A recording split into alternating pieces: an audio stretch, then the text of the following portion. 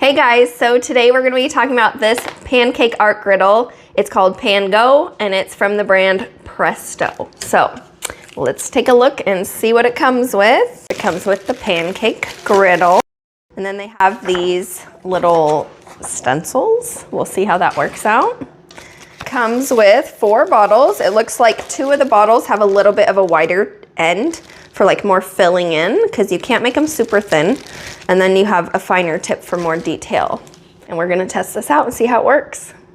Okay, first we're gonna clean off our griddle, and then we're gonna plug it in. So I'm gonna turn it to 200 to start. And then we are going to read our lovely instruction manual here. There's actually a recipe for homemade batter so that hopefully it will flow through the squeezy bottles.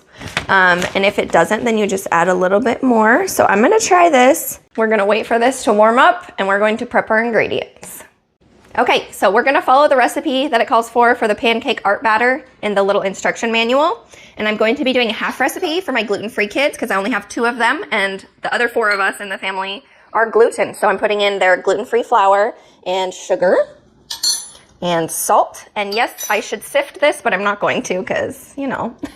And this was baking powder. And then we're just gonna, this is how I fake sift. I just put all the dry ingredients together and then just mix it up. Okay, and then we're going to add in our milk.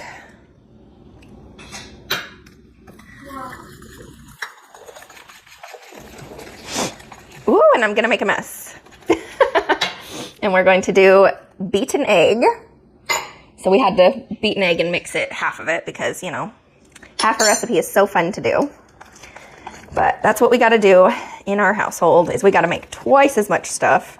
All right, this is looking a little thick, and I might need to add a tiny bit more milk because we want the batter to flow in the bottle, or from the bottle tip. And you don't want to overmix flour. Luckily with the gluten-free flour, it's a little bit less tricky than regular flour. I think I could put some in a bottle and squeeze it and see if it works out. And if it's too thick, then we will add some milk. So let me get a bottle and try to figure this out. Okay. All right, we've got our batter mixed up, and I'm hoping that it'll flow through these tops. And if it doesn't, then we'll add a little bit of milk. So I think I'm gonna try the cone on this little thermal paper that they put in here, a little template. And I'm just gonna do some regular, I don't know why I'm gonna try to do that when I have a funnel right here. We're gonna see how this goes. And if it's too thick, then I'm going to add a little bit of milk.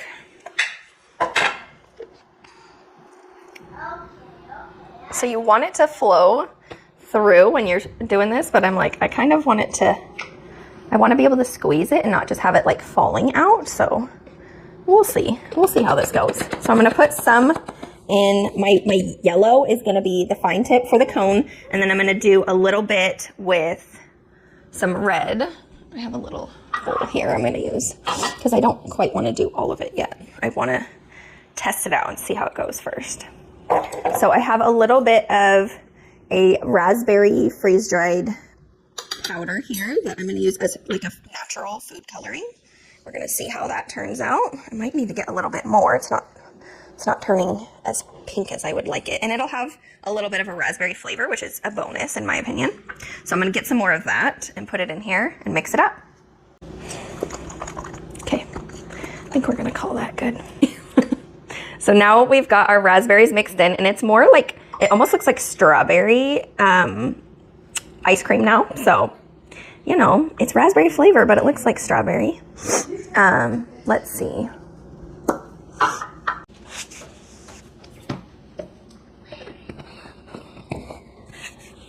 Okay, so now I've put in a little bit of regular plain batter and a little bit of my raspberry colored batter in this one. And I'm going to set this down on here, and it's nice and hot. I've been letting it sit for probably 10 minutes.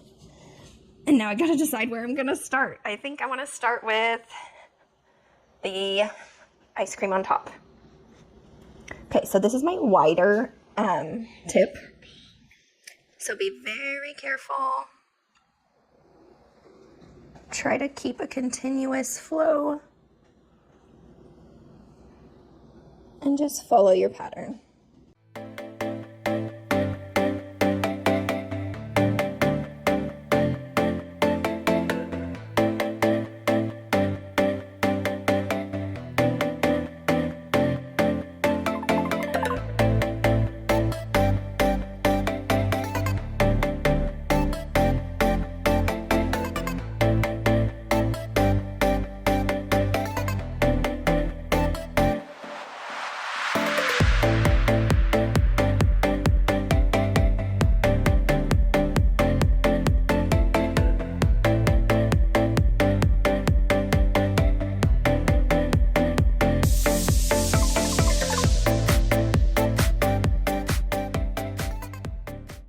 But we're gonna try to flip this. But I'm guessing I need to flip the entire stencil. This is probably hot, so I wouldn't recommend doing this without gloves or anything. Did that a little too fast.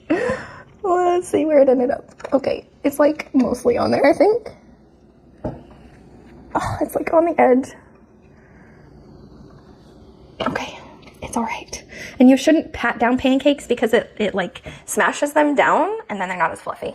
So I'm going to resist the urge to smash down my pancake. I'm just gonna let it sit for another maybe 30 seconds and then we're gonna take a look at it and see if it looks finished.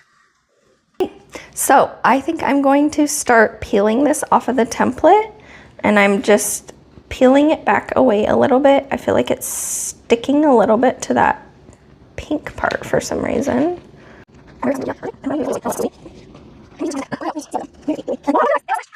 Look how cute that is. It's so cute. So let's plate it and see what my daughter thinks about her ice cream pancake. This is how our ice cream pancake turned out. Honestly, this side is kind of fun too. I like the texture and the 3D effect that's going on here, but I think this is the side you're mainly going for here. So what do you think about your ice cream pancake? Good. Is it cute? Can you try it? Can you taste it?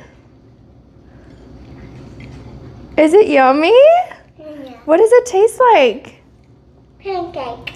Pancake? Does it have a flavor? Does it have a little bit of a raspberry flavor? Do you see the raspberry bits in there? Yeah. I colored it with raspberries. It tastes like a raspberry. Does it? Can I try a nibble? Okay. That's pretty good. I want to try. This tastes like a pancake raspberry. I think they like it.